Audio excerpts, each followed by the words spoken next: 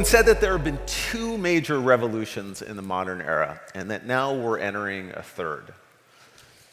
The first one you're familiar with, the agricultural revolution, right? Saw the wide-scale transition of many human cultures from a lifestyle of hunting and gathering to one of agriculture and settlement, and enabled dramatic increases in the human population. The second major revolution was the Industrial Revolution. It took place in the 18th century, saw us change from agrarian economy to one dominated by industry and machine manufacturing, went from farming and rural to predominantly industrial and urban.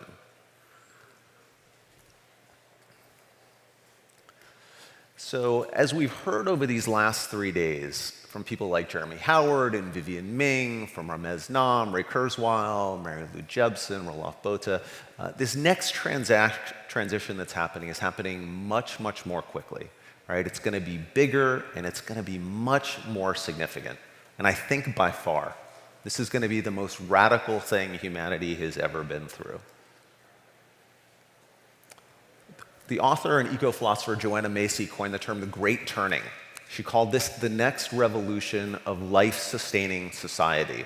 She called it that because she thought this signified a time when we can meet our needs and we can do it in a way that doesn't destroy the world. Where we move away from this notion, a very tired notion, I think, at this point, of rugged individualism, the essential separateness of self, and focus more on a collective world good. It's about moving away from the short-term vision of quarterly earning reports and kind of this growth at all cost mentality, and crafting really a longer-term mindset of what success means. It's also about dampening, I think, the outsized influence of some very narrow interests that do not move us forward collectively. And as we've seen over these last few days, this is an extraordinary time, of almost unlimited potential. We have access to more information and more tools, better tools than at any time in human history. We have more food, more energy, and more education. Again, at any time in human history, things are getting better. But in some ways, they're getting better in a very incremental way. Right? And for there to be a really radical breakthrough, I think something major needs to happen. And technology is obviously a really important part of that. It is the enabler. It provides us with many of the tools that we need to take these steps forward. But ultimately, it's people, right? It's the people that drive the change. And it's up to us how all that change comes together. So I think to truly realize a better world, it begins initially by understanding ourselves, embracing who we are, thinking about and understanding what our purpose is. What are we here to do? What is the best use of you? And it's critical, I think, also that it really is the best. This is a one-time game for us. And so to really make sure you're giving, everything you can, the best of you, I think you deserve it. I think we deserve it. The planet deserves it. And I think, though, with this new self also becomes this opportunity for a very new story, a new vision for what the world could look like. And thinking about how you leverage some of what you've learned over these last few days to help bring that world into reality. So imagine, could this be a world where everyone has access to life's basic necessities? Food, housing, water, education, healthcare. Could it be a world where we realize that we're all connected and where we all can thrive? Could it be a world where we work in concert with our planet? We create products and harvest energy in a way that's life-sustaining. Could it be a world where all people flourish? Where our totalitarian leaders who suppress and abuse their citizens are no longer tolerated?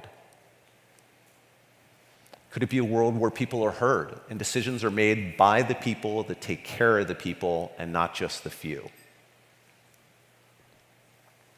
Where individuals are given the physical and mental nourishment to make them healthy, to give them purpose, and to help them on a path towards a fulfilling life?